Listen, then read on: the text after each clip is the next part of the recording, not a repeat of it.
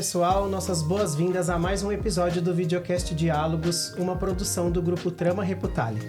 Aqui discutimos o que há de mais relevante no universo da comunicação corporativa e refletimos sobre temas de comportamento, economia, carreira e inovação.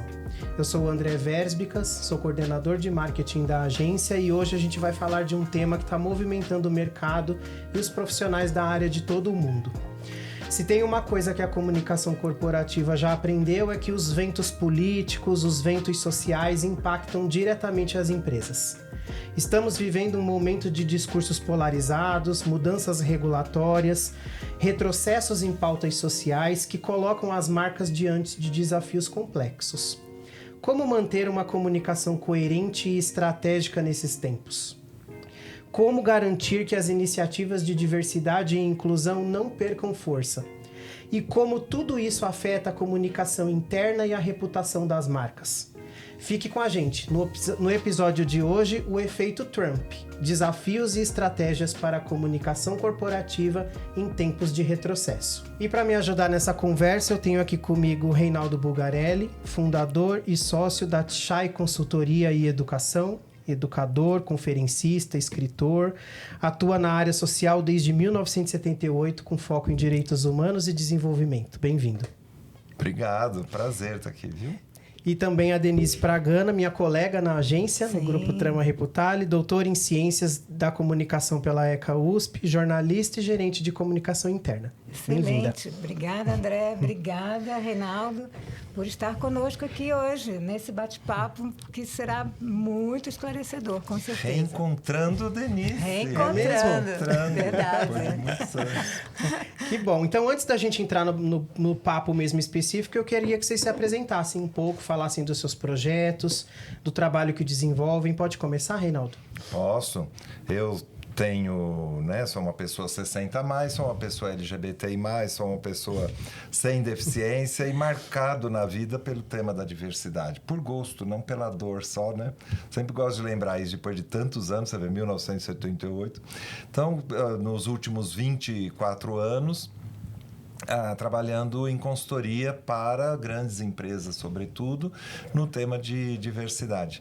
Uma das coisas que eu ajudei a criar foi uma estratégia de criação de fóruns empresariais em torno daquilo que as empresas estavam escolhendo. Então, a questão da mulher, da pessoa negra, da pessoa com deficiência, da pessoa LGBTI+, e o tema de gerações. Então, a gente passou a década passada no Brasil criando esses fóruns. Por eu ser uma pessoa LGBTI+, acabei ficando como o servidor, aquele que auxilia a organização em torno do tema dos direitos LGBTI+, que é o Fórum de Empresas e Direitos LGBTI+. Por conta dessa articulação, dessa coisa toda, também estou lá no Conselhão da Presidência da República, que a gente chama Conselhão, que é o Conselho de Desenvolvimento Econômico e Social Sustentável da Presidência da República, e o Conselho da CGU, que também é da sociedade civil, outra organização que propõe diálogo lá em torno desses temas todos. Fiquei bem contente de estar nesses lugares, Muito bom. Porque a gente leva esse tempo para influenciar. Então, o resumo da ópera é esse. Bem-vindo. Denise? Bom, gente, Denise Pragana, eu sou jornalista de formação, fiz o meu curso de graduação na UFRJ e depois vim parar em São Paulo. Já estou aqui em São Paulo há bastante tempo e fiz toda a minha carreira em comunicação corporativa, empresarial, organizacional, tem vários nomes, mas sempre trabalhei em empresas, em grandes empresas, Grupo Votorantim, Camargo Corrêa, E foi onde eu convivi muito, com esses movimentos, até foi onde eu conheci o Reinaldo, que fez uma palestra lindíssima quando eu estava na Camargo Corrêa. Foi ali que eu entendi a importância da diversidade. E nos anos 2014, 2015, resolvi migrar um pouco para uma carreira acadêmica. Então, fui fazer o meu mestrado para estudar cultura organizacional, cultura país, que eu estava vivendo essa questão de empresas brasileiras se internacionalizando, então eu quis entender um pouco mais. Depois emendei no doutorado e fui estudar vínculos organizacionais, né, na ECA USP. E hoje estou numa carreira de consultoria ligada a uma agência de comunicação, trabalho na Trama, e trazendo aí esse conhecimento, né, que eu adquiri tanto na prática quanto, né, na academia, em prol da gente fazer um trabalho cada vez mais aprimorado, né, para os nossos clientes de comunicação. Bacana, bem-vinda.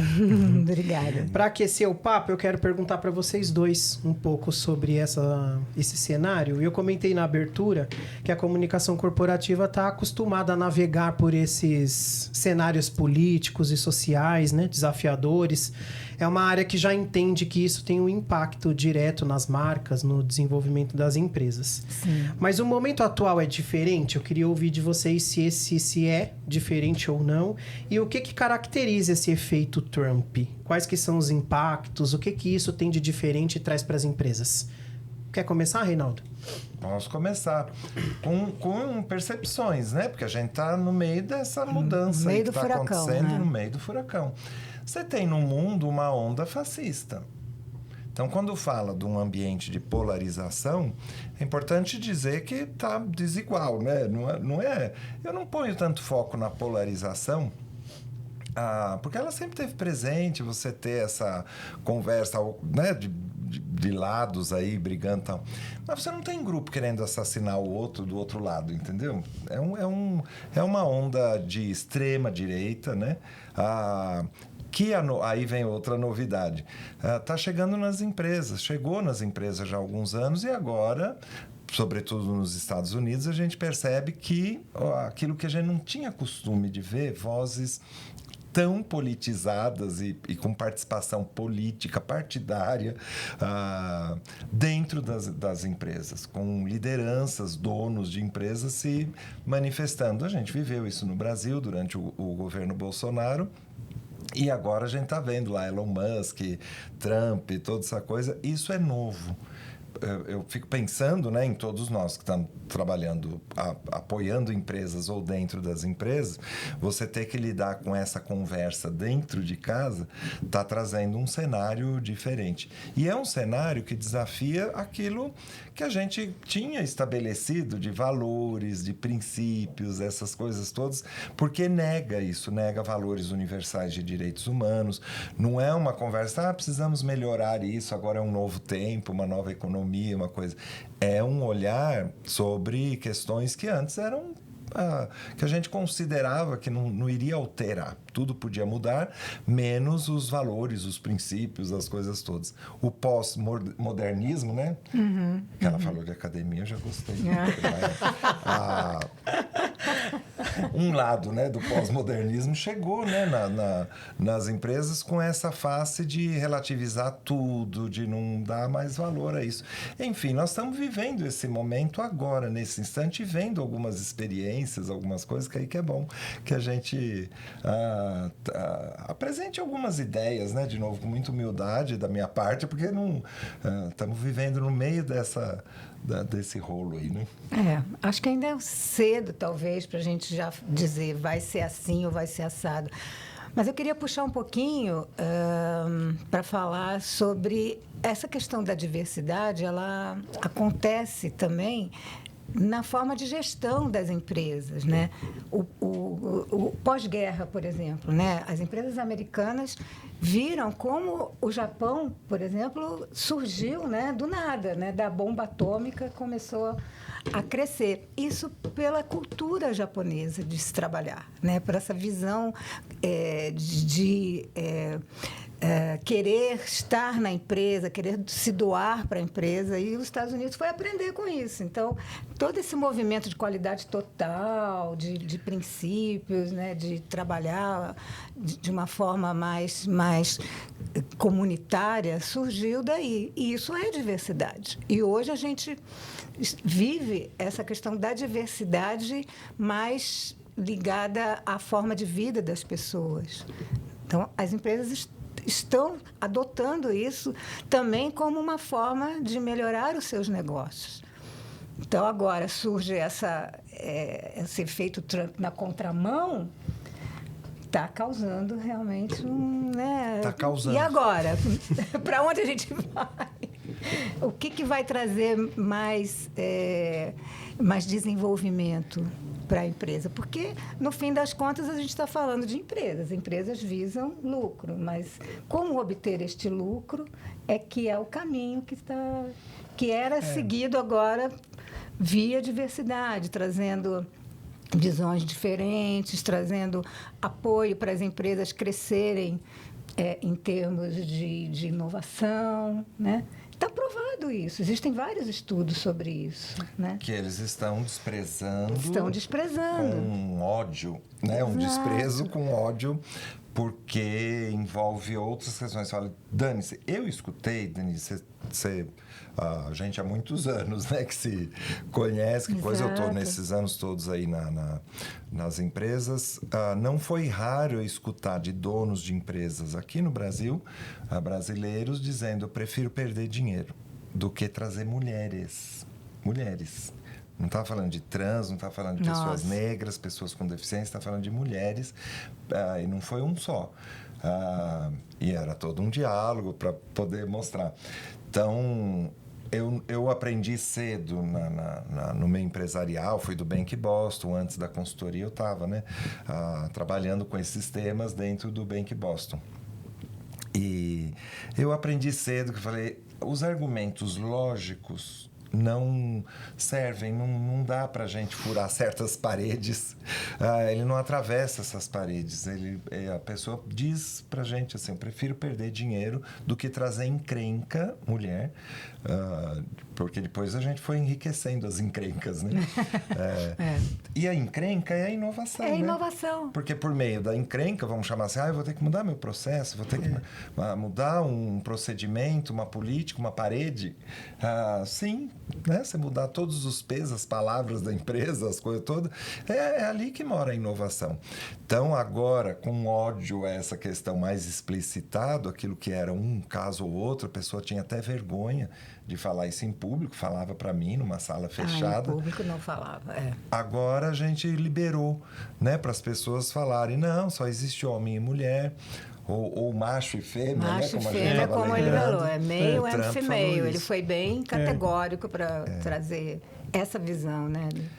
Para compreender as empresas também, né? Eu fico numa posição que é de tentar ajudar as empresas a manterem-se firmes com seus compromissos, com seus valores, com a sua identidade organizacional, né? Que é antes de tudo isso. Isso como uma escolha, porque todo esse movimento que trata desses temas de uma forma mais avançada tem um vínculo com o lucro, com a coisa toda, sustentável. Sim. Fora disso, você não fica muito... Você fica muito sujeito aos ventos do tempo e lugar onde você está operando as atividades. Essa turma que escolhe isso, né? Um caminho ESG, né? Como a gente de 2020 para cá vem falando, mas que a agenda de negócios sustentáveis é lucro, mas um lucro... Não é qualquer, né? Exato. É um lucro que seja sustentável, ou seja, que adicione valor para todos os seus públicos ou stakeholders, né? Eu fico vendo para entender, mas não para aceitar, que assim, lá agora nos Estados Unidos, você não é mais só odiado, você é criminoso. Se você defende diversidade e outros temas, né? Ontem o Trump mandou fechar o abastecimento de carros elétricos em todos os prédios do governo. E é engraçado, imprensa, porque aí, né? o Elon Musk fabrica carros elétricos. E aí não dá para entender realmente. Prefiro ganhar dinheiro, né, do que trazer mulheres para cá. Prefiro perder dinheiro. Do que, pouco a mesma lógica. A ideologia, né? Falando mais alto do Exatamente. que uma certa racionalidade que a gente imaginou que o meio empresarial estava imune disso, que ele seria mais lógico. Eu nunca vi isso, nunca vi essa lógica dentro da empresa, porque a prática de discriminação é um absurdo. Olhando para dentro da organização, com tudo que você falou, eu estou aprendendo a estar no mundo, né? Uma empresa, sobretudo multinacional, que quer estar no mundo ou vender para o mundo, ela precisa dialogar com esse mundo, saber Então, eu nunca Não vi essa pode lógica. se isolar. Do ponto de vista do mercado interno, você incluir uma parcela da população, por exemplo, pessoas com deficiência. São milhões de pessoas, o IBGE vai corrigindo ali, né, o jeito de considerar o que é deficiência. No censo antes do anterior, aí 2022, a gente tinha 25 milhões de pessoas consideradas, né, com deficiência. Agora, nesse censo, mudou o critério, diminuiu. Seja como for, são milhões de pessoas. Parece que faz sentido que você incluir essa população, você está mexendo com o mercado interno, você vai ter mais chances, né, de expandir, no mínimo, no mercado interno, as questões. Então, essa irracionalidade agora lá nos Estados Unidos tende, com aquilo que eu falei, é uma onda global de extrema-direita, é na Europa, é aqui, é em vários lugares, tende a criminalizar certas conversas. Então, proibir coisas. Não é mais assim, eu não gosto, eu não quero. Agora é proibido você ser algo diferente de macho e fêmea, é proibido você ter programas de diversidade, é proibido você ter bandeiras. Isso é uma fase nova. A gente tinha os simpatizantes e os antipatizados com os temas. Sim. Agora é outro mundo, né? E é um pouco por isso que as empresas estão recuando, vocês acreditam? Por causa dessa questão midiática e dessa criminalização? Ter um sujeito, né, que ocupa um lugar de poder tão importante, que verbaliza essas coisas, ajuda, estimula, é um pouco o porquê das empresas estarem recuando. Porque a gente tinha programas bem estabelecidos, né, de diversidade, inclusão, construídos aí há muito tempo, né? Narrativas já muito anos, né? fortes sobre isso. Final dos anos 90. Isso. E, de repente, a gente vê essas empresas recuando, né? Tudo acontece assim, é o pêndulo. É ilógico, né? Como o Reinaldo está dizendo. E é o pêndulo, né? E agora, se o pêndulo está pendendo para essa criminalização, as empresas podem pensar, por que eu vou investir em algo que vai ser proibido, né? Eu vou perder recurso, perder tempo. No que isso vai me ajudar ao meu produto ou serviço ser mais ou menos considerado pelo meu público-alvo? Por isso que eu falei de entender, mas não aceitar, né? Porque também você abrir mão de... Eu entendo, lá nos Estados Unidos, você tem contratos com o governo. Então, algumas empresas com contratos com o governo federal, elas estão pressionadas, elas estão proibidas com essa criminalização. É diferente. E isso acaba da irradiando, né? Porque tem muitas empresas norte-americanas que estão em todos os países. E aí, por exemplo, uma empresa americana que opere no Brasil. No Brasil, a coisa estaria andando, né? A passos largos aí, com projetos, com comitês, trazendo pessoas de diversas origens, gênero, etc, etc. E aí ela vê que a empresa mãe está falando justo o contrário. Ela vai sair disso, ela vai parar de investir nisso exatamente porque ela não vai contra a matriz. Então... Né? Mas não vamos esquecer que dentro da matriz daqui, né, de empresas daqui, ou de lá, você tem gente que adere a essa ideia. Por certos discursos que a gente vê de empresas de lá, não é uma postura assim, que pena, né, que poderia transparecer da conversa. É uma adesão a essas ideias do Trump. Estamos falando do Trump porque ele representa a autoridade maior lá e representa um movimento que é muito mais amplo, que está dentro das empresas, está dentro das questões. Você tem essa adesão. Então, gente de lá celebrando, assim, ai, que bom. Que ótimo que eu não vou ter mais metas de diversidade, eu não vou ter mais que ficar olhando agora o politicamente correto, já nem se fala mais isso, né? Mas o mundo lá, o woke, essa coisa toda, que bom que acabou tudo isso e tal. Então, você tem também uma adesão. Eu falo isso porque para a gente ver, né, como é que algumas empresas poderiam estar resistindo. Como é que você constrói dentro da empresa Porque eu de fora estou fazendo isso. Mesmo tendo um posicionamento, não é qualquer empresa que me chama, não é que eu escolha, que me chama, porque ela, quando chama, ela sabe o que eu penso, o que tem de proposta para trabalhar esses temas de direitos humanos na gestão empresarial, agenda ESG, essa coisa toda. Mas quando você está dentro da empresa, como é que você constrói, vamos chamar assim, né, uma linguagem de movimento social, que é tudo que as empresas nunca fizeram, nunca souberam fazer ativismo, são palavras odiadas dentro de empresa. Não pode ser ativista, não pode ser militante. Porque remete porque empreendedor. Porque então, você está meio representando o mercado, né? Você não pode se posicionar. Não pode se posicionar politicamente. Isso. Então, mas aí a política veio e caiu dentro das empresas. Com uma postura de extrema-direita, de negação dos próprios valores da empresa, da própria identidade organizacional dela, do código de conduta dela, das coisas todas. Como que você faz? Estou falando da empresa, né? Como que você faz para construir uma resistência a essas pessoas que demonstraram uma adesão a isso? Que antes até de pensar numa estratégia, pode ser suicida, pode ser, né?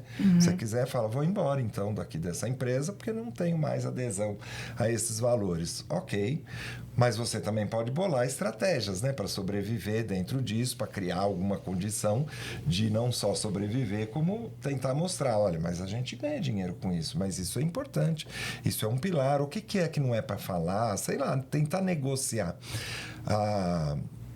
Seria uma outra fase, né? Eu acho que a gente está nesse momento de construir essa estratégia, essas questões. Porém, tem uma coisa, o nosso cenário brasileiro, e aí não é só este governo, mas o Estado brasileiro, as nossas normas e regras, que você também falou no começo, elas não mudaram, pelo contrário. Elas estão indo muito mais na direção, pensando no ambiente de negócios e a agenda da sustentabilidade, elas estão indo muito mais nessa direção e não é de hoje. Por exemplo, durante o governo Bolsonaro, você teve coisas horríveis de retrocesso, mas você teve avanços. Porque a sociedade brasileira tem esse lado e o Estado brasileiro, né, que aí envolve mais do que só o governo, as demais instituições, elas caminham nessa direção de você regular a conduta das empresas, inclusive com a participação delas, né? Esses conselhos que eu citei, que eu estou participando, é um ambiente empresarial ali imenso. E você vê uma escolha, de novo essa palavra, de uma parte, né, desse ambiente de negócio, dizendo, eu não vou cair nessa. Eu vou construir a resistência e o ambiente de negócio brasileiro me obriga a certas coisas que eu não vou poder brincar com isso. Por exemplo, uma empresa lá nos Estados Unidos, como várias, falaram que não pode mais fazer censo interno. Que é uma coisa básica, você conhecer os teus colaboradores. O perfil dos teus colaboradores, não é as minorias, são todos, aí todas, né? Os colaboradores, você precisa saber, você precisa enriquecer o cadastro de colaboradores com informações de idade, de endereço, de raça, cor, de gênero, de identidade de gênero, enfim, né? A riqueza da gestão de pessoas. Estados Unidos não pode. Agora, tudo que isso daí representa é o mundo woke, que é para ser contra a diversidade, não queremos.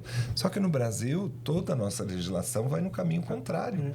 A gente teve aprimoradas as legislações. Você tem a legislação de cotas para pessoas com deficiência, que já te obriga a contratar sabendo que a pessoa tem deficiência. Então, você já precisa fazer a gestão dessa informação desde o começo. Raça, cor ou raça, a gente colocou na legislação em 1999, agora aprimorado em 2023, para a questão da gestão de pessoas considerando cor ou raça. A igualdade salarial já supõe que você está mexendo com a informação de gênero ali. E ela pede também para você monitorar vários outros aspectos da diversidade humana. Supõe que você tem essa informação no cadastro, né? Então, você vê, vai ser difícil para uma empresa fingir, como aconteceu essa semana, dizer, não, agora a gente não conta mais as pessoas. Agora a gente só cuida do ambiente para ele ser inclusivo. Uma psicologização do tema da diversidade como se não envolvesse gestão, né? De vários aspectos. É só a gestão do clima, do ambiente. Fala, é mais a riqueza. Mas o clima e o ambiente é formado pelas pessoas, né? Então é meio que querer sair do tema e tentar colocar luz em outra coisa para não se posicionar. E foi isso que o tema diversidade nos ajudou, né? Como é que a gente olhava as pessoas? Porque eu também me encantei em algum momento, nasci sabendo isso, né? Ou gostando disso. E no mundo empresarial, para mim, foi uma decepção. Eu achei que ia ter... Por exemplo, quando eu entrei no Bank Boston, eu falei, a gente está crescendo, tem agências novas abrindo, a gente está não sei o quê. Onde é o departamento de dados, de informações? Não existia. Não tinha. Que ia mexer com dados do IBGE. Você tinha pesquisa. Era o mundo do marketing, que era o que mais se aproximava das informações das pessoas, mas não tinha um departamento que olhava assim, mas quais são as condições socioeconômicas da população de Fortaleza, onde a gente está abrindo uma agência? De Recife, de vários lugares, de São Paulo, de coisas. Não tinha, foi uma decepção. Essa racionalidade que você espera mais do mundo empresarial, até em função do lucro, eu vi assim, não, a gente lida com pessoas. Mas que pessoas? Quem são as pessoas? Quem são as pessoas? Né? As pessoas são plurais, elas possuem características, histórias de vida. A diversidade chama atenção para isso, para tirar essa conversa generalizante, vamos dizer assim, de pessoas, para você olhar para a vida como ela é, né? As pessoas envelhecem, são jovens, têm deficiência, engravidam, né? E não sabe, a empresa não sabe lidar com isso. Eu lembro quando as empresas começaram a fazer os seus relatórios, para incluir essa parte social. E era uma correria para colher esse tipo de informação, exatamente porque não havia essa preocupação de saber quem são as pessoas. Era assim, era um número X de pessoas. Agora, se são brancos, se são negros, se são asiáticos, se é homem, se é mulher, né? Ninguém sabia. E aí tinha todo esse trabalho de começar a entender melhor, né? Quem somos, né? E o que queremos. Foi nessa época aí que os relatórios de sustentabilidade começaram a ser necessários. A gente não considerava isso perverso e é. É uma perversidade, vamos dizer assim. É tão ruim isso, é tão horrível você dizer, eu lido com gente. E porque a gente viu, até hoje, exclui mulheres, exclui as pessoas. Quem paga o preço por isso é aquilo que a gente chama das chamadas minorias. E tá certo falar minoria. Ontem eu estava num grupo falando, não pode mais falar minoria. Eu falei, é minoria política. Eu já ouvi falar que o correto é pessoas minorizadas. O minorizado é o processo, é a ênfase no processo de transformação de uma característica em motivo para desigualdades, violências de todo tipo e tal. Então, é uma questão da ênfase, mas minoria é minoria política. Minoria. Nunca foi matemática, né? Porque mulheres são minoria, tal. Mas você tem minorias. A comunidade LGBTI+, tudo indica minoria. Pessoas com deficiência, judeus, ciganos, sei lá. Você pode pegar vários outros no ponto de vista matemático. Mas é minoria política, né? Quem dá as cartas, você viu eu falando, né? A gente tá lembrando aí do padrão dominante. Eu usava a imagem do Brad Pitt para dizer, olha, hoje não dá mais, porque ele já tá mais velho. Eu não esqueço essa palestra do Reinaldo, quando eu estava na Camargo Corrêa. Que ele estava foi chamado para um movimento que a empresa estava querendo começar, de olhar para um mundo mais diverso.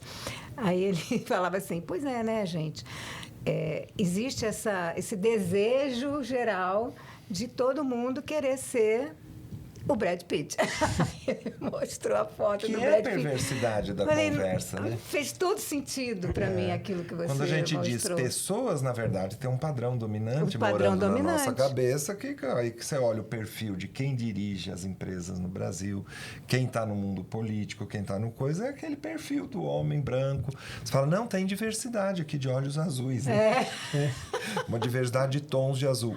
A perversidade agora está explicitada para dizer, é isso que a gente quer voltar.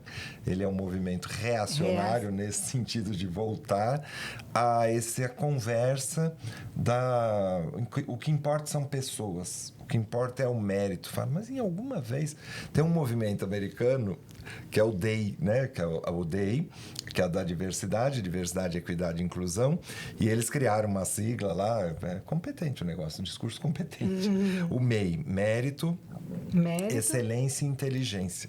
Como se alguma vez a diversidade tivesse sido contra o mérito, a excelência e a inteligência. É o contrário, a gente está falando de mais mérito, mais excelência, mais inteligência, né? Como a Denise trouxe. É inteligência para você operar as atividades no mundo. Como é que eu posso abrir uma unidade na China? Eu vivi isso. Com algumas empresas falavam, não tem gente aqui para a gente contratar. Nós vamos ter que trazer de fora. Olha. Porque não conseguia ver qualidade na diferença como uma qualidade. Não conseguia reconhecer competências nas pessoas porque elas eram diferentes. Não e, seguiam às vezes, aquele padrão. inferiores, né? Quem estava ali estava sequestrado por ideologias que considerava não só aquelas pessoas diferentes como inferiores. Você voltar para isso hoje é tão absurdo, né? Esse discurso do mérito, a gente quer mérito, excelência, inteligência e não diversidade, equidade e inclusão. Fala, mas de onde que você está tirando isso? É por causa de um discurso ou outro? O MEI contra o DEI. O MEI contra o DEI. Olha só. Agora, isso que você estava falando, né, das leis brasileiras, podem ser, assim,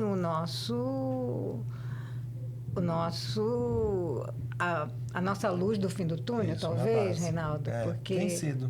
Ainda bem, né, que existe isso e que as empresas precisam se adequar, né? Mas eu tenho visto, eu estou investindo nisso, né, aí é nós, brasileiros, olhando para nossas regras e sempre em disputa. Aqui também tem uma extrema-direita que está disputando no Congresso o tempo inteiro. Qualquer avanço, por exemplo, na agenda LGBT e mais, é a que mais paga o preço por isso, porque é um segmento eleito como inimigo da pátria, de Deus, da família, de tudo, do mérito, da excelência e da inteligência, é inimigo de tudo. Mas o que eu tenho visto mais, e aí é o nosso papel, né? A comunicação, as consultorias de gestão da coisa toda, algumas lideranças aprendendo a falar, porque não falavam antes, estão aprendendo a falar agora nessa crise, no meio disso, né? Dessa situação, e outras que achavam que tinha que ficar calado, que o importante era fazer e não falar, estão aprendendo a falar. Também nesse sentido, dizer, não, eu tenho convicção disso. Não precisava falar, eu só mostro pela minha prática. Eu falo, não basta. Nós vamos ter que aprender a falar. E outras que estão mesmo construindo internamente, isso que eu estou chamando aí sociologicamente de uma resistência, né? E aprendendo dentro e fora a falar, não, isso para nós é importante. A lei nossa está dizendo isso, mas também é a minha convicção de que esse é o melhor caminho, que a gente não passe a desrespeitar pessoas. Assim como tem gente aprendendo a enrolar. Aí vem o papel da comunicação, tenho visto. Gente subserviente, que é diferente você ter estratégia, né? Eu acho que é isso que a gente está vivendo. Até onde eu estou desenvolvendo uma estratégia de sobrevivência para resistir, para avançar, portanto, e até onde eu estou numa estratégia de sobrevivência para que a minha subserviência aqui sirva a organização de qualquer jeito, de qualquer modo. Isso é triste, né? Até que ponto isso é genuíno mesmo, né? A estratégia genuína, que é o ponto que eu queria entrar com vocês aqui. Falar um pouquinho de credibilidade, assim, dessas... A gente está comentando aqui desde o começo de empresas que têm recuado, né? Olhado para os seus programas de diversidade, inclusão, sociais e recuado das posições que tinham até esse momento. Isso causa uma questão de credibilidade que eu queria te ouvir, assim, como essa credibilidade impacta nas marcas, no negócio e ali na percepção do público. E de você, Denise, eu queria entender um pouco a chegada de uma geração mais jovem, né, que tem cobrado exatamente o contrário desse discurso, desse efeito Trump, né? É uma geração que está buscando relações genuínas, né, estabelecer contatos mais verdadeiros, enfim, tem cobrado, as empresas estão aprendendo, né, a lidar com esse público jovem, que pede transparência, né? que Exatamente. pede esse olhar genuíno assim, sobre todas as coisas. Então, de você eu queria ouvir o que essa crise de credibilidade que pode impactar as marcas e o mercado e a venda lá na frente. E você, Denise, essa crise de credibilidade com essas gerações que vão entrar no mundo do trabalho, já estão entrando e estão cobrando, né, dessas empresas que estão recuando, que não recuem ou que reforcem os seus discursos. Como que vocês estão vendo essa... Na agenda da sustentabilidade, de novo, a palavra escolha. Eu sempre percebi que era importante frisar isso e não jogar praga, né, na empresa. Você vai perder dinheiro, você vai à falência se você não aderir a essa agenda da sustentabilidade. De novo, todos os dados mostram o quanto que você ganha. Sim. Ao não prejudicar o meio ambiente, você ganha com isso. Economizar a luz, a água, enfim, né? Todos os processos de gestão de pessoas, todas as coisas, você ganha com isso. Mas eu nunca joguei praga, né? De dizer, você vai morrer. É porque é uma visão de médio a longo prazo, né? Se a empresa não tiver essa visão de médio a longo prazo, ela vai ficar olhando o curto prazo. E aí é o medo que talvez... Que é o momento agora. Essas empresas que estão entregando muito fácil o jogo, elas vão pagar um preço. Você deu alguns exemplos, que a Denise vai aprofundar também. Eu já estou vendo isso. Com que facilidade você está jogando fora os teus compromissos, o teu discurso, a tua coisa toda, para aderir logo a essas ordens que estão vindo de lá e contra as quais você poderia agir. Usando a legislação, a cultura do país onde você está. É esquisito esse abrir. Usando a própria força da marca, né? Que foi construída em cima disso. Por conta dessa escolha. Você tem superficialidades nisso? Eu acho que faz parte do processo. A gente viveu muito isso em várias situações. Faz parte do processo. Falando que você nem está ainda com a convicção. Por que você botou aquela bandeira lá?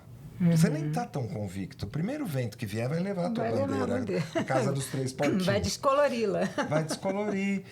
Mas faz parte de um processo todo. Então, tem empresas que estão desistindo que era superficial. Vai dizer, era mentira, era o diversity washing, era não sei o quê. Sem querer ser moralista, vai nessa coisa. Vamos analisar do ponto de vista de um processo, às vezes de maturidade, coisa toda. Para nós que estamos olhando esse cenário, é importante ver assim, não tinha maturidade.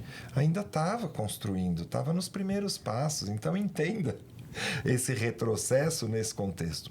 O que deveria ser preocupante é aquelas mais avançadas, e não há sinais ainda de empresas muito avançadas, é uma ou outra que começa a ter uma adesão a essa conversa de um jeito esquisito. E aí, mais por adesão mesmo da liderança, aí mostra, né, a face da liderança e dizer, você nunca acreditou nisso, agora você está conduzindo a tua empresa em nome da empresa toda, inclusive a tua base aí, para fazer essa mudança. Seja mais transparente, né? De dizer que você concorda com isso, porque você, na verdade, nunca aceitou aquilo que foi construído, porque geralmente eu que estou há 3 décadas aí olhando, né, para as empresas, inclusive as gerações, né, de gente que eu conheci estagiário que hoje é presidente, né? É bacana ver isso, né? Eu nem lembro mais da pessoa, ela fala, você lembra de mim? Eu falo, que bacana. Que legal, né? Você tinha mais cabelo. Tinha cabelo, eu também mudei, né? Bastante. Você olha para isso e fala, uau, né? Gente que vai pagar um preço, enfim, né? Não é jogar praga, mas vai pagar um preço. Eu não sei se a gente pode jogar nas costas da juventude a salvação, porque uma parte da juventude é fascista. Ela também está adorando essas coisas, ela também adora essa conversa da coisa. E não é só a juventude branca, né? O padrão dominante lá que a Denise gostou, ele serve para mostrar. Você também introjeta a ideologia, né? O padrão do dominante. Man, né? Você pode ser uma pessoa negra e está defendendo isso tudo e fala, cara, você vai ser muito prejudicado. Você vai pagar caro por isso. Fala, não, mas eu também acho que o self-made man, eu tenho que me fazer pela minha conta. Mas ninguém nunca disse nada diferente disso. Só está pedindo para você, fazendo a gestão das coisas, gostar de diversidade. Então, se eu tenho uma equipe de um tipo só, eu vou atrás do outro. Se eu só tenho uma equipe de mulheres, eu vou atrás de homens. Porque eu não gosto de mulher ou de homem, eu gosto de gente, eu gosto de vida. E é isso que a gente quer. A mensagem da diversidade sempre foi essa. Tem distorções, tem um mundo que às vezes vai olhar para o umbigo, né? Eu estou levantando minha bandeira aqui para meu interesse. A conversa da diversidade sempre foi: levante sua bandeira para não ser atropelado, para contribuir e para melhorar o todo. O todo do processo, do procedimento, do relacionamento com quem você contrata, com quem você tem hoje, com quem você terá amanhã, enfim. A juventude, com certeza, uma parte dela, que é quem interessa para as empresas, que não é a juventude encrenqueira. A juventude que fica lá criando caso com tudo, você vai falar qualquer coisa, você pisou no meu pé, isso é mimimi, isso é não sei o quê, roubar não tem problema. Os códigos de ética não são para ser obedecidos, o importante é o lucro aqui, ganhar dinheiro. A empresa séria não vai querer essa parte, essa turma que vai vir falando isso. Vai querer a turma que também vai te desafiar, que é mais sensível, que te desafia no sentido de olhar os impactos, a coisa toda, mas ela é mais interessante pro negócio do que a outra. Quem sabe essa turma pode, né? O que e você é acha, essa Denise? que eu acho que o André está puxando. Aí a gente tem que olhar uma questão também histórica, né? Olhando a questão da identidade das pessoas. Meados do século XX, o trabalho era a sua identidade, né? Eu trabalho na empresa X, então eu sou aquela empresa, eu tenho o meu emprego, eu vivo para aquela empresa, a minha vida é voltada para isso. Só que isso mudou radicalmente aí no final do século XX, agora século XXI. As pessoas não têm mais aquele vínculo que elas achavam que a empresa fazia parte da vida delas. Isso não existe mais. Por uma série de evoluções que aconteceram no mundo do trabalho. Então, hoje, as pessoas elas são milhares de outras coisas, além da onde elas trabalham. Então, o que essa parte, né, que você estava falando, que interessa para as empresas, é a pessoa que vai querer contribuir, vai querer trazer o seu conhecimento para dentro da empresa, e ela valoriza uma série de outras coisas que antes não faziam parte da vida dela. Ela valoriza qualidade de vida, ela valoriza ser quem ela... Querer ser quem ela de fato é. Ela valoriza segurança psicológica, que ela possa estar dentro de um ambiente onde ela tem a segurança de ser quem ela é. Então, tudo isso as empresas têm que olhar, porque senão, daqui a pouco, elas não vão conseguir se manter up-to-date com o que o mercado também está valorizando, né? Então, por isso que a diversidade vem aí como... Venha, porque aqui você pode ser quem você é. Mas isso tem que ser de fato.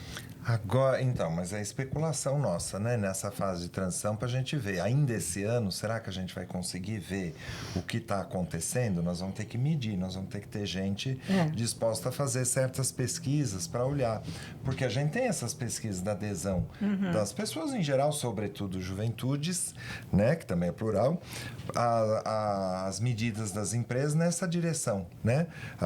Você tem estudos, inclusive, do consumidor mostrando, olha, mesmo aquele consumidor reacionário, em alguma medida, ele vai ter um parente com deficiência, ele tem alguma coisa que ele quer dessa conversa de diversidade, né? Ele pode criar caso lá com a questão de pessoas trans, ou vice-versa, viu? Eu vejo isso também dentro da empresa. Eu estava lá num quintal de uma empresa ali, com a pessoa, o mais idoso ali da unidade, da fábrica, e todo mundo achava que ele ia ser o mais careta para conversa, né? E eu estava ali batendo um papo, e ele falou assim: nossa, eu adorei saber disso, que minha vizinha é trans e ela não consegue arrumar emprego.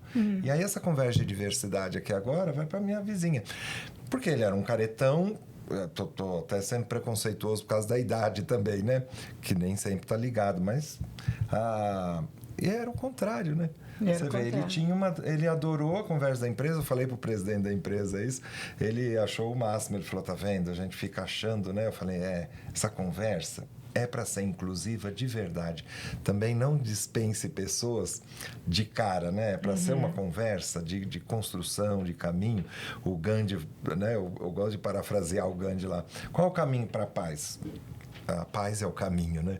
O mesmo é para a inclusão. Qual o caminho para a inclusão? A inclusão é o caminho. Se a pessoa quer se jogar fora da estrada ali, se jogar na estrada, no meio do caminho, tudo bem, né? Deixa para a escolha dela. Mas que o nosso tarefa de educadores, de comunicadores, de coisas, seja tentar colocar as pessoas para dentro. Se a empresa quiser. Porque também aí vem praga do Apocalipse, né? Do João lá, não é? Do Apocalipse, que tem aquela coisa, o morno eu vomito em cima. Horrível falar isso, né? Vomitar, mas é escatológico aqui, mas é interessante isso, né? Pegando aí, já que é para citar a Bíblia, né? Os caretas aí usam tanto a Bíblia para essas coisas. Então, bom alerta aí, né? Quem ficar nesse meio do caminho, quem não souber se posicionar, é verdade, seja quem for, à direita ou à esquerda, ou de um lado ou de outro, ou com fé ou sem fé, vai achar nojento essa turma que fica tentando ficar no meio do caminho. Isso é um grande desafio, né? Como é que você vai se posicionar se você tem um chefe lá na tua matriz que está te dizendo uma coisa, você tem um processo ainda em construção, às vezes, dentro da tua empresa. Que seria um jeito? Conversar, não tem outro jeito. Você sempre soube fazer isso? Encontrar com ela, eu vou rememorando as coisas. A gente nunca teve uma área ali de comunicação, por exemplo, isolada, ou uma tentativa de uma estratégia de diversidade isolada das outras áreas. Então, você tem que juntar.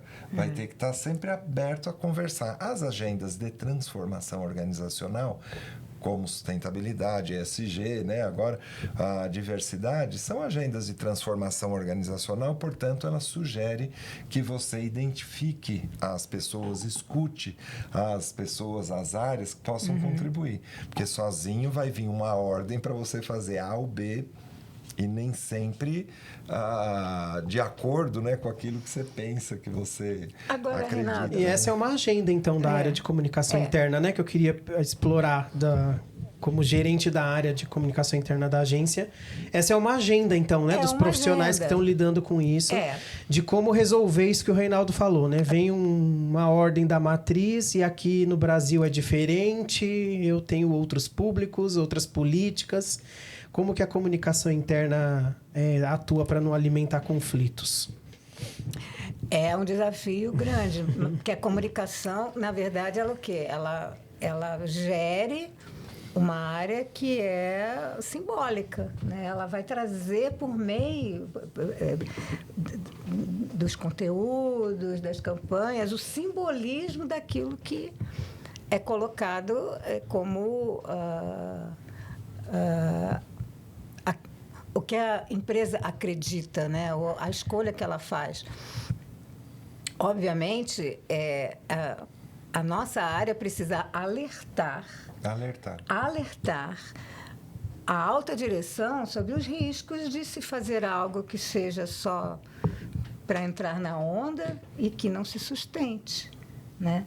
Porque é o walk the talk que a gente sempre fala, precisa demonstrar, né, com dados e fatos aquilo que a empresa está dizendo que ela acredita. Então, se ela quer entrar, aqui nós somos diversos, mas ela não tem o respaldo dessa diversidade, é muito complicado, porque isso pode levar a uma marca que fica desacreditada. Então, eu gosto muito dessa ideia, então.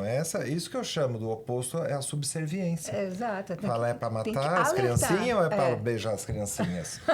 Fala, não seja subserviente, não pode alerte. dizer, então é para fazer isso, eu vou fazer. Não pode, gente. Nós temos que ter esse posicionamento. A área de comunicação precisa alertar, principalmente a alta liderança, dos riscos. O RH em geral, sim. Muitas áreas dentro das empresas vão ter que aprender, porque para você alertar, você tem que entender esses riscos. Entender, por exemplo.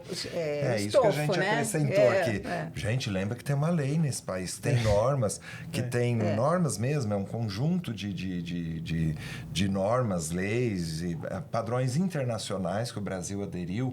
Por exemplo, durante o governo Bolsonaro, que não é afeto, não é né, essa turma que não gosta não era a dessa ideologia conversa. dele, né? Ele constitucionalizou as ações afirmativas. Ele podia não fazer isso, porque vem do Congresso e tal, mas ele sancionou a lei 18.000, não vou lembrar, no governo dele, que constitucionalizou. Nós vamos até ter um evento agora brasileiro grande sobre isso, mostrando, olha, está constitucionalizado, é pedido que você faça ação afirmativa. É o oposto do que lá nos Estados Unidos a Suprema Corte de lá decidiu, bem antes de Trump, né, com a turma dele, tirando a ideia de ação afirmativa como um jeito de você corrigir as desigualdades da sociedade.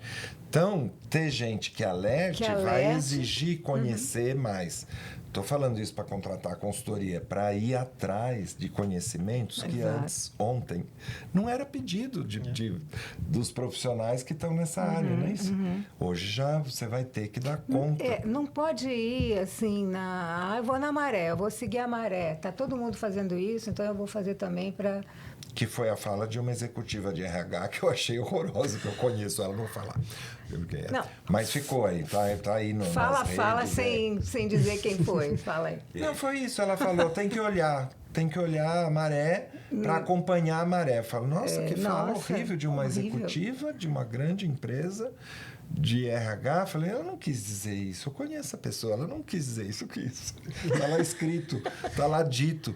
Então, são os momentos que a gente precisa se apoiar. Como faz para essa pessoa não ficar sozinha, acertando ou errando, né? A gente precisa estar junto até para não deixar a pessoa sozinha no seu momento de solidão, ir lá nas redes sociais e falar uma besteira dessa, porque caiu mal. E tem muito a ver com o que a gente está falando, o morno, o subserviente, o que vai olhar a maré modismo, e vai seguir o modismo.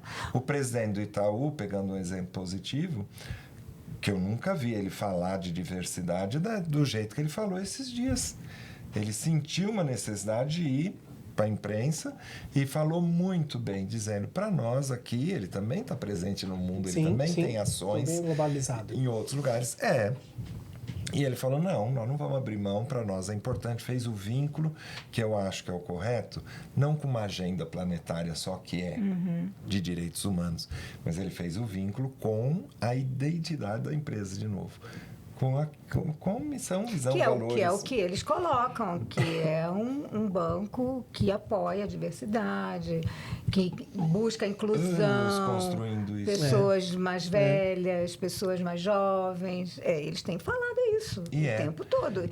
E eles são. Então... E depois ele também mostrou a estratégia de negócio. Eu gostei da hierarquia, né? Que eu acho que ali é um exemplo, assim, para quem decidiu aderir, né, não ao essa onda de extrema-direita, mas a valores da própria organização, da coisa toda. Primeiro vem a identidade, depois vem a estratégia de negócio. Exatamente. Além disso, é o nosso jeito Qual de é a nossa identidade? Quem nós queremos ser, quem nós queremos parecer ser. Para ganhar que aí entra a comunicação, vida, né? Para ganhar a vida. Isso. É o posicionamento que a gente estava falando também do exemplo da Rede Globo, né? Que a gente estava falando. A Rede Globo é um que eles comentaram. Nós somos atacados, né? De um lado ou de outro. Então, eu vou me posicionar. Esse é o meu posicionamento. E vou, né, buscar mostrar isso nos meus contatos. Outra pista, né, que eu acho interessante, que é essa de você acha um jeito de se posicionar. Se você querer agradar todo mundo, também não vai conseguir nunca. nunca. Você vai enrolar as pessoas vão perceber que está enrolando. Embromation, né? Society. Não dá certo, não vai longe. Não estamos dizendo que é fácil, né, André? Não é fácil, é uma coisa complicada isso. Como é que você faz? Mas tem coisas que dentro das empresas não acontecem muito. Hoje, a gente está aprendendo. Mas aquilo que eu falei dessa articulação, as áreas, os profissionais, porque você é medido, o teu desempenho é muito individual ainda, não é coletivo, né? Mas esses momentos exigem que você se articule melhor dentro da organização. Isso é politicagem. Não, estamos falando de politicagem. Estamos falando de política no sentido do bem comum, se quiser, mas é no sentido de você se articular ali dentro, de perceber assim, olha, eu preciso aprimorar minhas competências para poder ajudar a empresa, seja em qualquer área dessas que a gente falou falou, comunicação, jurídico, RH, para citar de exemplo, eu vou ter que estar mais articulado, aquela coisa de isolamento. Eu querer sozinho dar conta do recado, num momento de crise grave desse, não é fácil. Você não vai conseguir fazer isso sozinho, né? É boa pista essa, né? Eu quero pegar um gancho aqui nesse movimento de articulação que você comentou, que mesmo diante desse caos todo, recentemente aqui no Brasil, um grupo de empresas assinou um manifesto, né, em defesa da agenda ESG, reforçando os compromissos delas com diversidade e inclusão. Você, Reinaldo, tem informações de como que essa iniciativa surgiu e qual que é o impacto delas após a assinatura desse documento? Sou parte disso daí, que foi exatamente essas organizações de diversidade. Aí a gente se articulou até pouco, viu? Podia se articular mais com outras organizações. Que foi a questão do Instituto Ethos e algumas outras que nem são tão desse meio, tão direto. Nisso a gente representa ali um conjunto de 700 empresas. Não são 700 empresas que assinaram, foram as organizações que têm signatárias de compromissos, quase 700 empresas. Então a gente vê, é a tentativa de resistência, de construir um contra-argumento, uma contra-narrativa, uma outra história, para dar a chance de escolha, né, para as pessoas perceberem, olha, calma, não está tudo acabado, ainda não acabou, vamos resistir, vamos esperar, né, como diz o Paulo Freire, não é a esperança no sentido de esperar, é o esperançar. Também, né, Reinaldo, essa hegemonia americana já não existe mais, né? Vamos combinar que esse poder que os Estados Unidos tinha até... E parece que não quer mais ter, né? Não existe mais, porque hoje você tem China aí, você tem o próprio Brasil, né, mostrando a sua potência, você tem países da Europa. Então, quer dizer, é forte, né? Mas a gente não pode achar que é eles que dominam o mundo e a gente tem que fazer... Mas é internacional. Por isso que a gente fala do Trump, porque ele é o sinal visível agora e é o cara que está dando tiro aí, onde a gente escuta mais de perto. Mas até que ponto ele é o caminho? Mas é um movimento internacional de extrema-direita. A gente está vivendo isso, né, nessa coisa. É uma escolha da população por vários motivos. Aí precisa analisar a psicologia, a história, coisa. Vai o zeitgeist, né? do momento, né? Para ver, assim, que ressentimento é esse que as pessoas procuram, né, a extrema-direita. O que tem nesse discurso da extrema-direita que atrai as pessoas? Porque você olha alguém abastado de dinheiro, um bilionário, uma coisa, fala, estou indo atrás dos meus interesses, né? Mas quando você olha a população votando em candidatos de extrema-direita, tem que respeitar isso no sentido de procurar entender, né, o que está acontecendo. Aí, nesse sentido, não vai vir só lá dos Estados Unidos. Está tendo essa onda mundial que vai abrir mão das agendas de sustentabilidade, a questão do clima. A gente pode interpretar de várias maneiras. O importante é ver assim, tem resistência. Não está vindo sem que lideranças empresariais se posicionem de um jeito mais articulado, mais interessante. Pode construir uma referência para aqueles outros que estão indecisos. Então, outra dica e outra pista, né, de solução num momento desse. Presta atenção nisso, né? Veja como outros estão se posicionando. E meio assim, máximo, né, daquela objetividade ou daquela racionalidade que a gente espera. Mesmo que você concorde, que você goste, mas você é um profissional, você está dentro de uma organização que você tem que dar os alertas, mesmo que você está adorando certas questões, não é pelo coração, né, só. Faça olhando para, de novo, a identidade organizacional. Como é que essa empresa escolheu ganhar dinheiro? como é que ela prometeu ser o que ela quer ser, como é que ela estabeleceu as regras, né? O código de conduta, como a constituição da empresa, penso eu, como é que ela estabeleceu as regras de convivência com seus stakeholders, e se apegue nisso para ser o mais bacana possível com o teu lugar ali, né?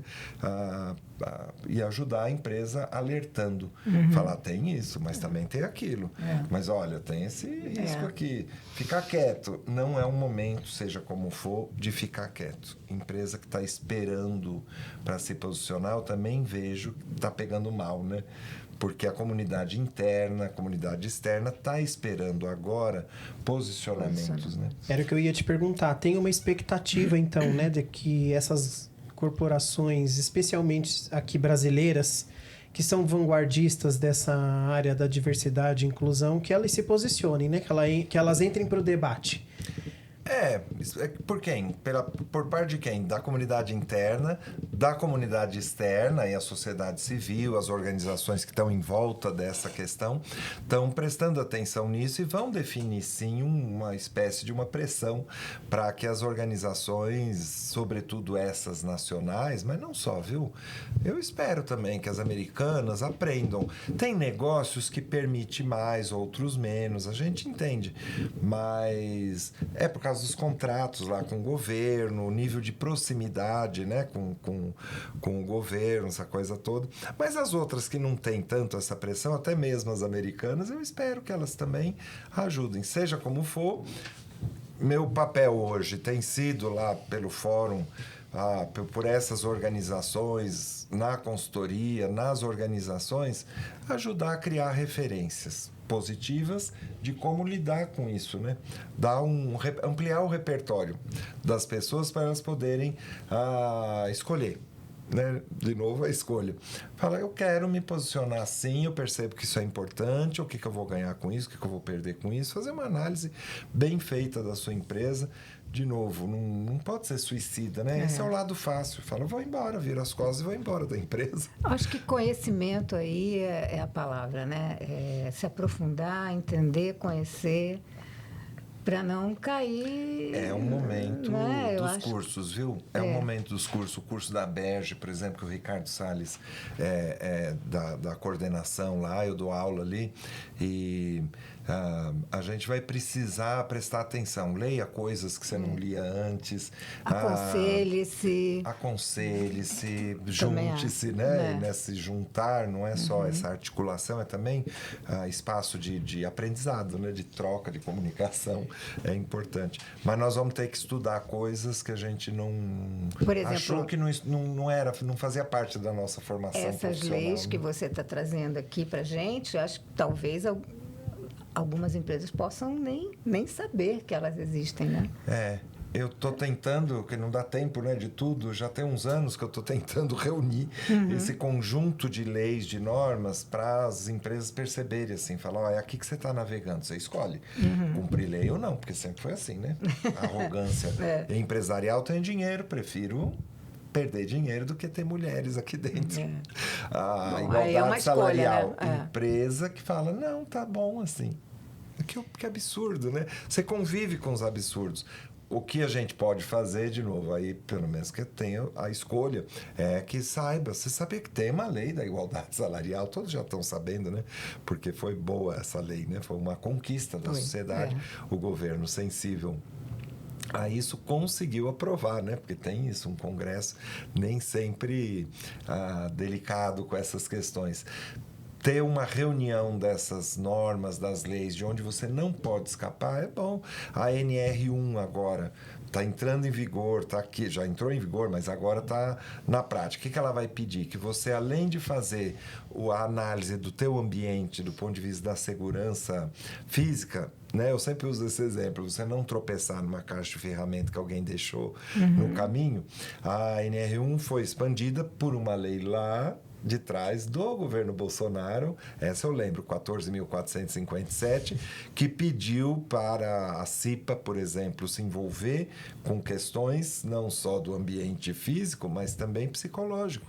Segurança psicológica, uma lei da época do Bolsonaro. Nós já temos clientes nos pedindo para a gente trabalhar isso internamente. Isso é diversidade? É diversidade. Sim. Porque você lidar com as vulnerabilidades de todos os lados, vamos chamar assim, aí eu estou abusando, do conceito, mas eu tenho um colega mais distraído com as questões, ele faz piadinha o tempo inteiro, coisa.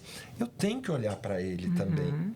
Ele também está numa situação de vulnerabilidade com a caretice dele, com a ignorância dele, com a insensibilidade dele, que daqui a pouco ele pode ir para a rua. Exato. E a gente, de novo, a inclusão é o caminho. Você tem que estar atento a todas essas pessoas, porque se tem aquele que pisa no pé, né? Tem o que, aliás, o que sofre o pisão ali, né? Do outro, tem aquele que pisa no pé. E por que pisou? Em geral, falta informação, falta um olhar para essa pessoa, falta você olhar para a qualidade das relações. Por isso que a conversa de diversidade, ela não pode se perder com minorias, né? Ela envolve as chamadas minorias, mas ela envolve, sobretudo, as relações. E de você criar espaços seguros também dentro das empresas, né? Eu fico imaginando como que as pessoas que foram incluídas por meio de programas, de processos desenvolvidos pelas empresas, como que elas estão hoje, né? Olhando as empresas recuarem, como, né? E o quanto que esse ambiente seguro e esse diálogo com essas pessoas é importante. Sendo dramático, tão péssimas. É um momento de medo, de frustração. Então você vê a turma que não é abalada, que não aí vamos usar essa coisa da vulnerabilidade. Você está ali bem, você não enfrenta tantas resistências por vários motivos dentro da empresa, você não tem tanto problema de ser quem você é, está vivendo essa crise de um jeito X. Se você é uma pessoa trans, negra, se você é uma pessoa com deficiência, se você é uma mulher que está num ambiente muito masculino, numa empresa que tinha uma promessa de equidade de gênero e agora fala, não vou mais perguntar se você é mulher, agora você volta a ser ser humano. Fala, eu nunca fui ser humano, você sempre me tratou lá embaixo, fora, né? Então, essa turma está vivendo, sim, um momento ruim. Penso, de novo, sem enrolar as pessoas, sem nada, a comunicação não vai fazer milagre, ela comunica aquilo que a empresa né? Aquilo que ela deseja ser, aquilo que tem a ver com a coisa, mas a gente pode se ajudar, né? Pode se apoiar nesse momento, pensando assim, tem colegas seus que estão passando por situações muito mais... Ela está enxergando esse cenário de uma maneira mais intensa do que você, que está tudo bem para você, presta atenção nos outros. Mas será que não é exagero? Pode ser. Deixa ser. Qual é o problema, né? Mas está ali, está gritando diante de você, preste atenção. Eu, como estou em contato com os grupos de afinidade, com as questões todas, a gente vê uma coisa horrorosa nesse momento. Empresas recuando, a liderança recuando, mas a gente, às vezes, recuando antes da hora. A gente também já querendo ficar de olho, ficar na janela, olhando a paisagem, o que também não é legal. Acho que a gente tem que ajudar a organização nesse momento. Se você não conseguir ajudar a organização, ajude seus colegas, né? Porque você vai ter alguém ali que está com mais medo, com mais pavor do que outros, né? Então, no mínimo isso, é uma omissão. O ser morno, você vê que toda essa coisa, a subserviência, é tudo de ruim nesse momento. No meio de crise, pede pra gente... O discurso da Jane Fonda na entrega essa semana lá do sindicato, né, dos atores americanos, foi bonito, que ela fala assim, sabe aqueles documentários que você assiste? De Stonewall... Ela usou os exemplos americanos, a luta contra o racismo, aquela coisa. Nós estamos vivendo esse documentário agora. Você não precisa se perguntar se você teria coragem de fazer aquilo que aquelas pessoas fizeram em outras épocas. Nós estamos vivendo isso agora. Então, perceba-se dentro desse documentário para poder agir. O mundo da arte nos ajuda também bastante, né, Reinaldo? Você vê, a Demi Moore também fez um discurso muito... Ela ganhou, porque ela é uma atriz mais velha, não sei o quê, e que já estava sendo considerada que não era dentro do padrão, né? E hoje ela está aí, né, sendo ovacionada e tal.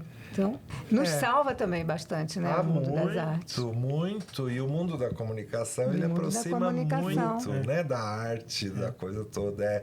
Que é outra coisa que as empresas não estavam acostumadas, né, a fazer essas leituras. Você vê como é bom, vamos aproveitar para resgatar certas coisas que alguns grupinhos ali só isolados pensaram e que não teve um impacto que poderia ter, né? De adição de valor mesmo. Um deles é esse, né? A arte dentro da empresa. Ela anda nas atividades de educação corporativa, sem dúvida, né?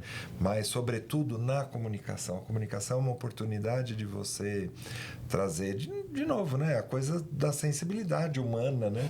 De como é que você desperta nas pessoas o que tiver de melhor e não de pior, né? A gente está encerrando já mais um episódio do videocast. Vocês já deram pistas um pouco dessa pergunta que eu vou fazer ao longo do episódio todo. Mas eu queria que vocês sintetizassem, assim, olhando para frente, qual que é o papel dos comunicadores e dos líderes empresariais para garantir que esses avanços não sejam perdidos.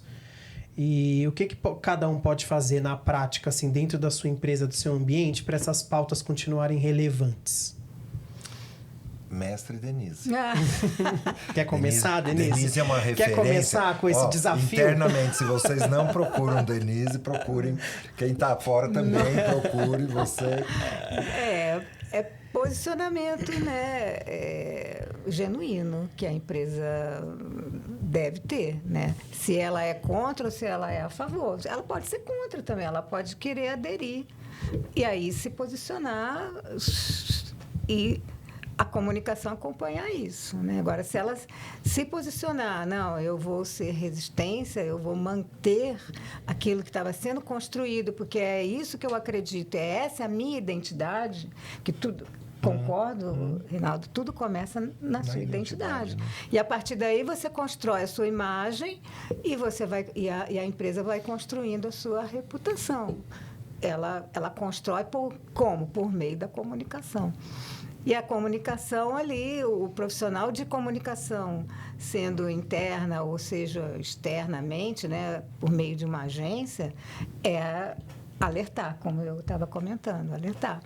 Isso aí pode... É um tirinho curto. Você não vai te posicionar como uma empresa que esteja evoluindo em termos de diversidade. O caminho é esse, posicionamento e a comunicação atuando junto para ser aquilo que é. Não adianta ser, tem que parecer ser. E aí que a comunicação ajuda. Mas quando ela faz o seu trabalho, tem que ser baseado na verdade. Você tá desde 78 na resistência. Quer dizer que não vai mudar, é isso? Não, por convicção profunda. Não tem como. Eu construí a vida em torno da minha convicção. Né? Isso é um privilégio, né? Isso é um privilégio. E imagina, naquela época era ditadura. Você tem uma foto minha lá no meu... Até botei no LinkedIn também. Em 1978, eu estou na criação, na fundação do Movimento Negro Unificado, né? Que foi naquela época da ditadura, e está lá uma passeata, uma coisa. Eu estou embaixo de uma faixa ali, por mais e melhores empregos para os negros. Que dá para dizer, nossa, mas você continua embaixo dessa faixa. Sim, avançou muito, tivemos muitas coisas diferentes e tal. Eu sempre me posicionei, então também não vou dizer nada diferente da Denise. Se posicione. Se posicione, porque vai cobrar. Amanhã pode ser que a coisa mude dessa onda de extrema-direita, pode ser que ela não dure tanto, que as pessoas que estão buscando alguma coisa encontrem de outra forma. E não dando valor a essas pessoas que estão, evidentemente, surfando nessa onda aí, tirando benefícios próprios, né? Que é muito cheio de egoísmos aí essa questão. vai ter que mandar todo mundo embora da empresa, a liderança toda vai ter que ir embora, porque como é que você vai reconstruir um discurso, um valor, uma coisa toda? É muito arriscado esse momento de fazer coisas sem pensar. De novo, vai ter que pensar, vai ter que fazer. Eu não arredo o pé e espero ter ajudado aqui, né, dando pistas, de novo, com humildade, porque a gente está vivendo isso neste instante, né, daqui meses, tomara, a gente pode pensar, né, outra conversa e perceber assim, o que mudou, né, o que avançou, o que não teve. É o nosso papel também como comunicadores, né? Trazer essa discussão, é bom, comunicar colegas, isso, né? Colocar isso nas redes. É o nosso papel. Acho que a gente precisa Essa é a ideia, né? Quando a gente pensou o episódio, de contribuir mesmo com os comunicadores, né? Que podem ser comunicadores, inclusive, contratados por meio dos programas e que podem estar aflitos também. E tem colegas, como você falou, trabalhando com eles. E como ajudar, né, essas empresas? Como se posicionar diante de um recuo de algo que estava estabelecido. Acho que essa que é a ideia assim, da agência quando a gente pensou nesse tema. E a agência tem esse papel que é lindo, né? E que tem ajudado e vai ter que você vê, eu tenho falado duro, viu? Com a turma nesse sentido. Assim, subserviência não, pelo amor de Deus. A última coisa que a tua reputação como quem está a serviço desses temas que a gente vem atrás da reputação, como é que eu construo, como é que eu me comunico, como é que eu encontrar gente subserviente, falando, é para matar as criancinhas, é para beijar, fala, não é a hora de fazer isso. Mas olha, vamos daqui 6 meses marcar outra conversa, é bom. Vamos. Aqui ou não, informalmente ou não, pra gente, formalmente ou informalmente, pra gente poder avaliar, porque é um cenário que está em mudança aí, né?